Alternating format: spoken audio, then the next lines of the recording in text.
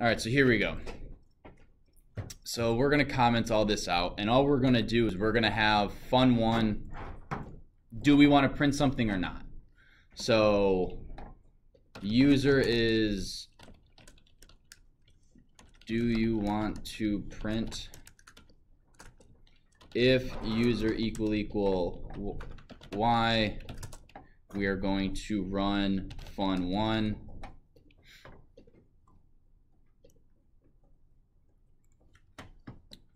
User 1, what do you want to print? Oops. Copy. Copying and pasting because I'm not lazy. I'm. You guys are probably so annoyed at that, or like, that's so stupid.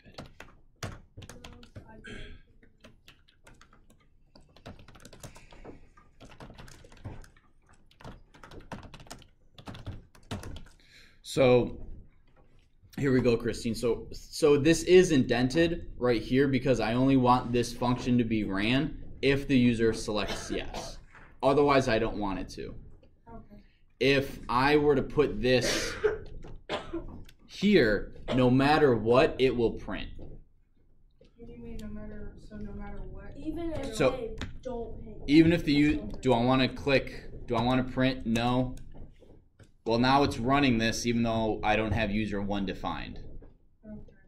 So it might be a little easier if I do this.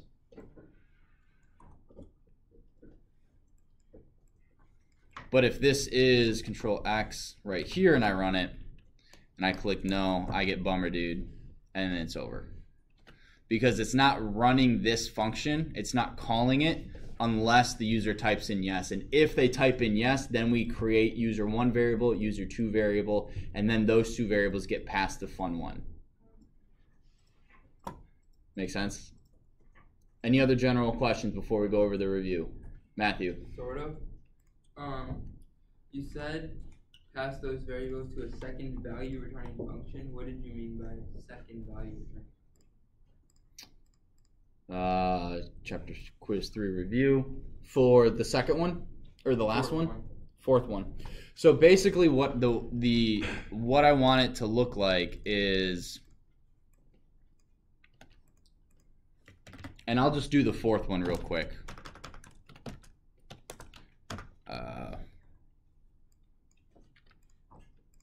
So problem number 4 says, write a void function that collects the following information from the user. So we're going to go find info. We're going to get name, age, salary, state. And this is going to be an input, name, age is going to be an int for now because we don't really care if they're 25.5. Age, salary, this will do as a float, input, state, input, state. All right, so notice how I haven't done I haven't done anything. I'm scared. No, well, all I saw was Libby being so focused she couldn't have her eyes open. She was visualizing. I was hearing everything. I'm just saying, it just, I looked up and I just see. No, I was in college this weekend and I was out really late. It's okay. I went to bed at 1 o'clock this morning. Wow. I will. I got 7 hours of sleep in like the last 48 hours. I went to bed and I didn't have Actually, I don't disagree with that. I don't agree with it, but I don't disagree. Wait, anyway, what did he say? He said high school should start later. But let's get back to this. We can talk about high school starting times later. But notice I read the first sentence and that's it.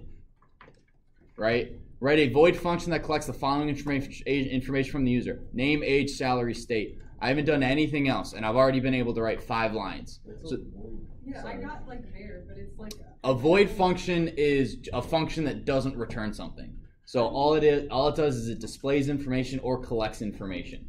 So my next thing, if they don't live in Illinois, please inform the user that the function will only work if they live in Illinois and ask them to try again or to exit the code.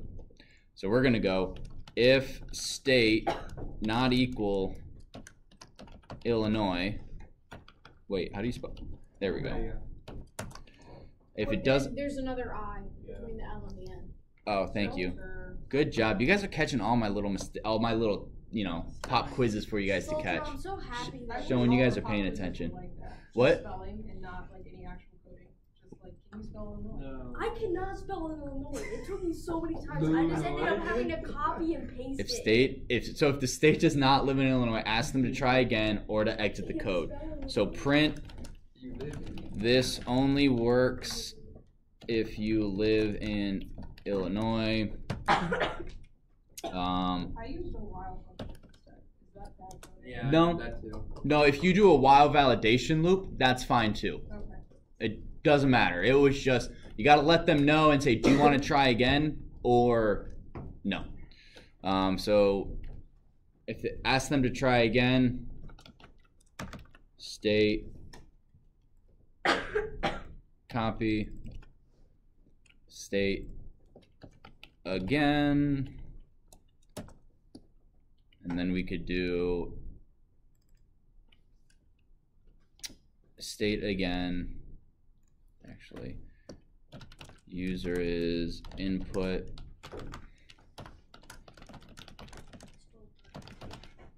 Yes? You didn't shift. Oh. See, you guys are so good. What made We should be graded on this. See, we all could have benefited from more sleep. Yeah. If user equal. Yes, this is actually a little bit more than you probably needed. If the user equals yes. State is state again. Else. Oh my. I think you can do exit. I wondered how to do that. What made you want to What made you want to upload this stressful coding? Because I had time, or exit code. All right, so you could do it this way. This may not, because I'm under pressure to get this done and I'm being recorded. This isn't the most effective way to write this, and this isn't exactly how you have to do it. But this is one way. I got that part. So we should probably do like while or something like that. But I'm also not testing this right now. So, or exit code. Okay, so once they've done everything.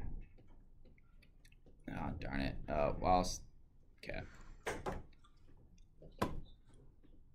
While state doesn't equal, if they equal and only, it's not going to go in here. And then exit. And then I think you can throw a break in there. All right, we're just going to jump down here and we're going to assume that's all right. So now what we're going to do, pass those variables, name, age, salary, and state to a second function that we've yet to name. So we're just going to call it taxes. Then we're going to come down here and we're going to define taxes. Wait, so you can't just put return, name, age, salary? You Nope. have to redefine it as another thing?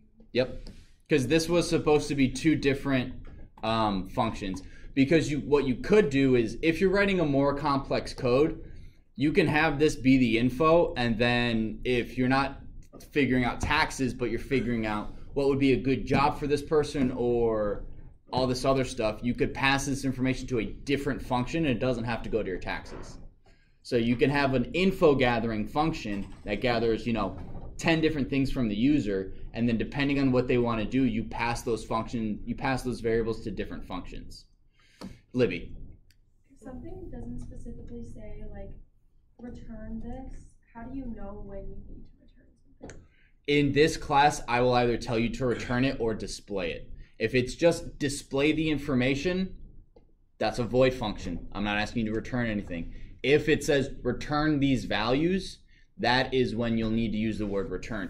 Your homework and tests will be similar to this question, where if you walk through the questions, it kind of is like, okay, this is what you need to do. Write a return function that does this. right? You don't necessarily have to figure out the best way to do it. You just kind of have to follow what the prompt says. And later on, when all of you are professional web developers or programmers, because I know you all will be, and your boss goes, write a function that calculates someone's taxes.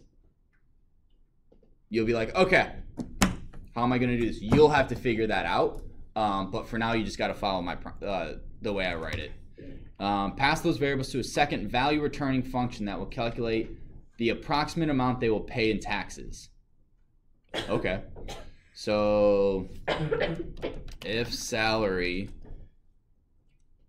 is greater than 0 and salary is less than 25. Oh, yep, thank you. Good catch there, Matt.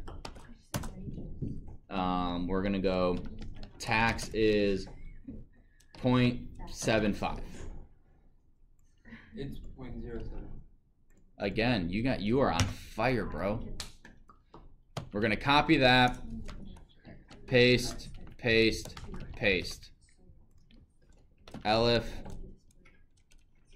elif, elif. And then what does this number need to be? 25,001.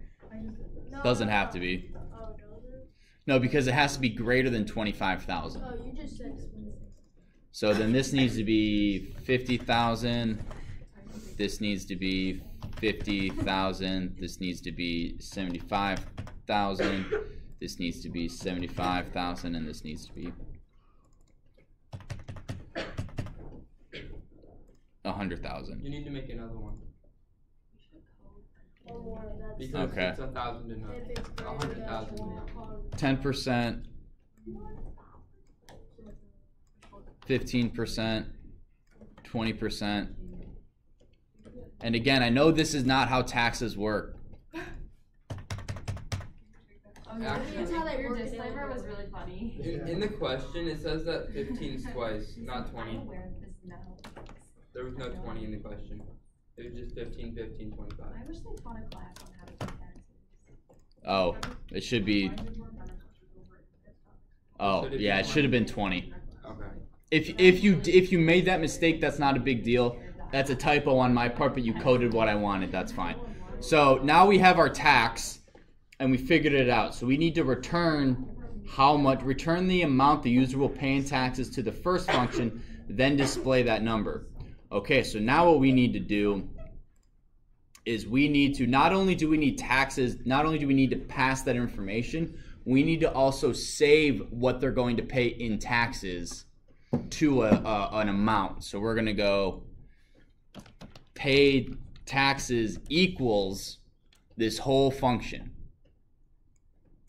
And then at the very end, we're going to return, well, we're going to go taxes paid is tax times salary, return taxes paid, and then we're going to print paid taxes. So there's other ways that this could have worked as well, correct? Kind of, but This is the better way. Because like mine like looked right, like the numbers looked correct tax wise and percentage wise. It's like a little bit different. if the core of it's there, that's good. But part of the reason why this problem was written the way it was is because I wanted you guys to know, you guys need to be able to return something and understand how that works. If you have return, awesome, and if it works, awesome. But one thing, in order for return to work, you need a variable equal a function, and in this function you have to have return, and then I just print pay taxes. So we'll go Matt, the two in the back, and then Caleb. I know that you were supposed to use return for this, and like I did, but could we use global for this, and why wouldn't we? You could use global.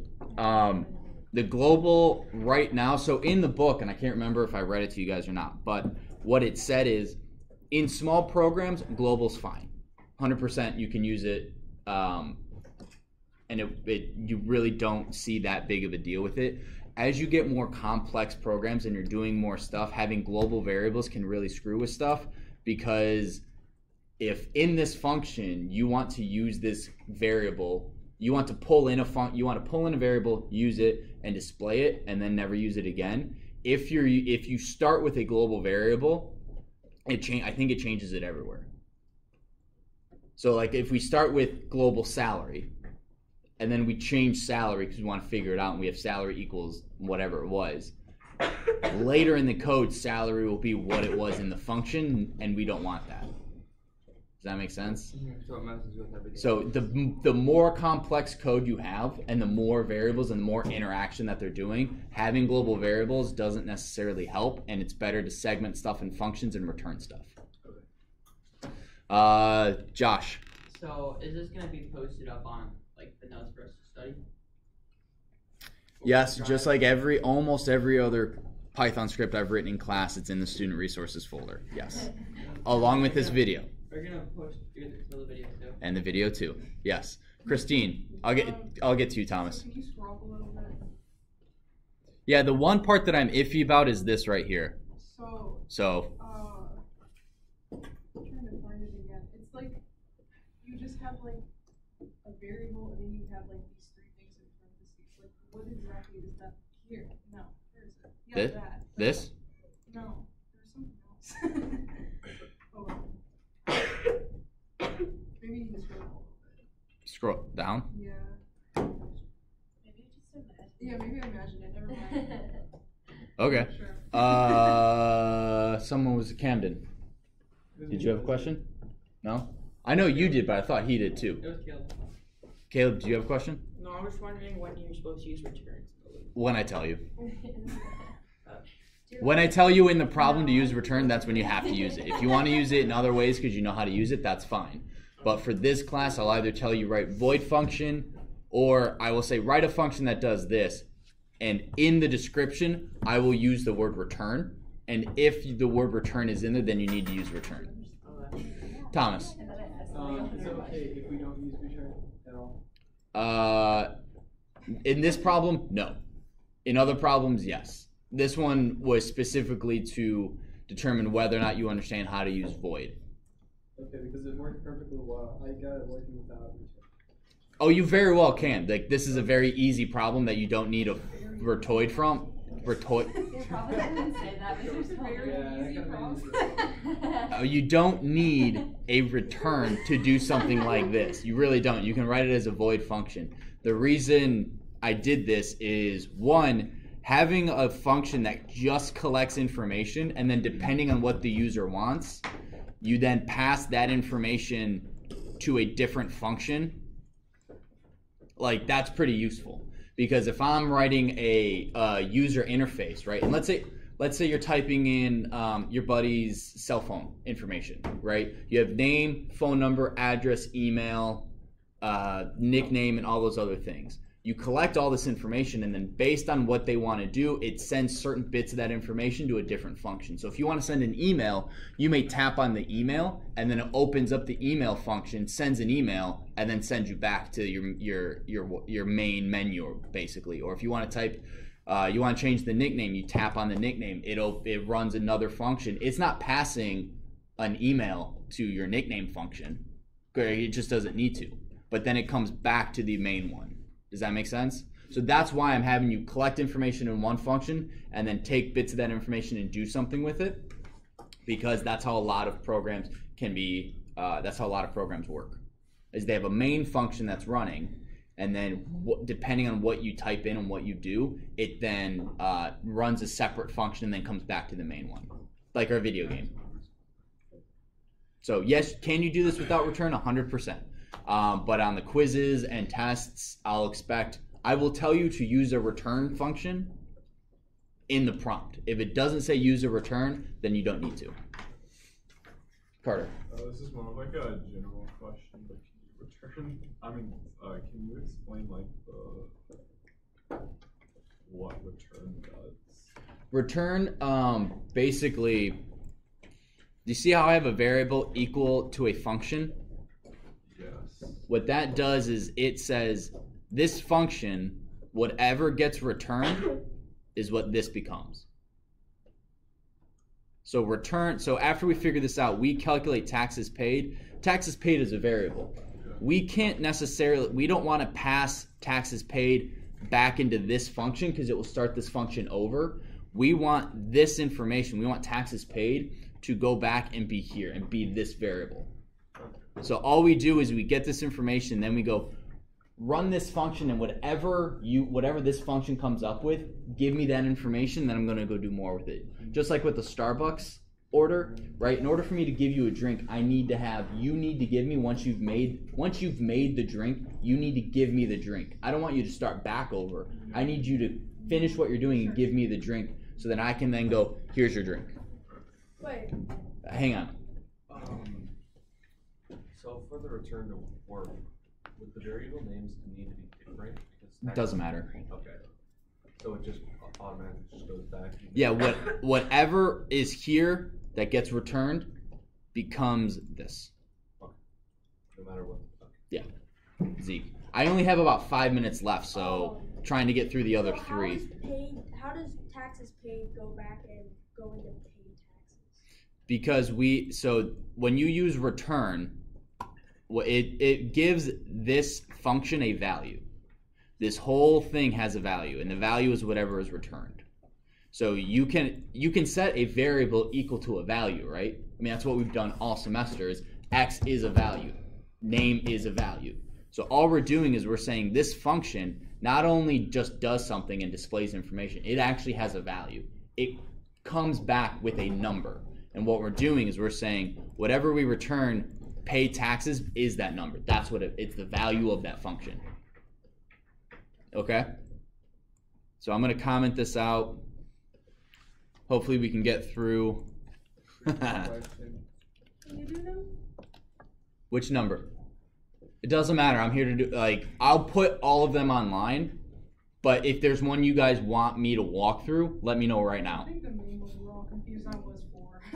Okay. Do you guys have any of the other ones? Or 3.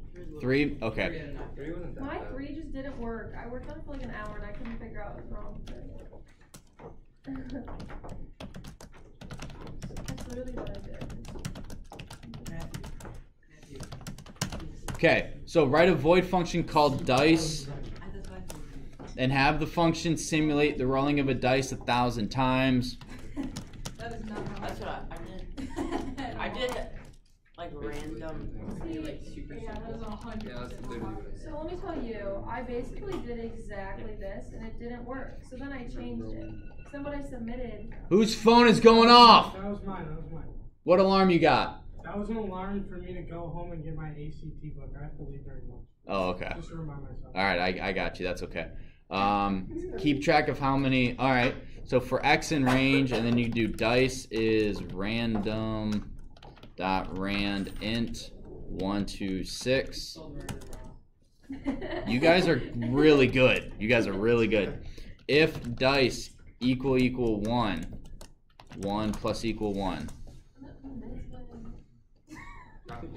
This is what I did. Wait, 1, 2, 3, 4, 5, 6. It didn't work. 2, 3, 4, 5, 6. This is 2. So dice.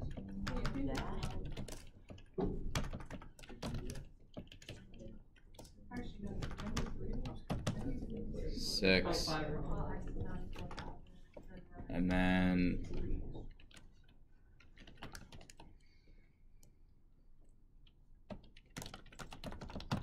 Oh, you just have to put those inside the function? 1 was rolled, yeah. Oh, that's hard to know. Comma. It's spelled twice. Thank you. Can this be completion, please?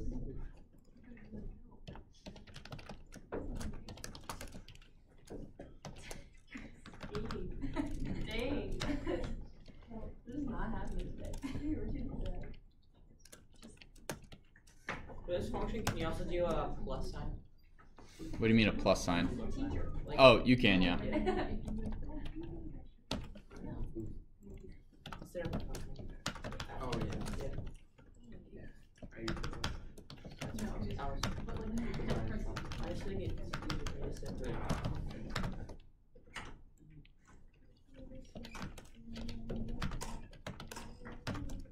Is that really how you're supposed to do it? Yeah. Mine's literally that. The only thing I wrote was not that instead.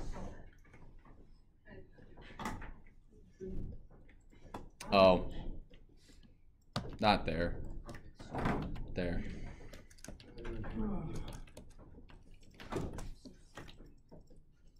There you go.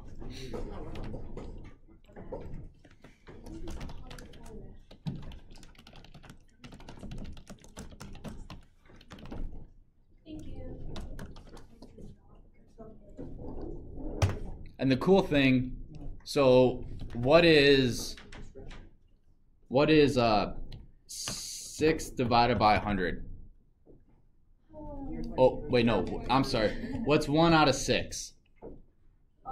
It's about 16 to 17. So if you do this 100,000 times, 16, 16, 16, 16, 16, 16. So like, you can actually not prove, but you can simulate the theoretical chance of getting any one-sided on a die is 0.16%, or 16%, 16.6%. So you would expect after 10,000 rolls, one would show up 166,66667 times or whatever. So if you do that, you get very close to the theoretical. Yeah. So, oh gosh. All right. So, quiz tomorrow.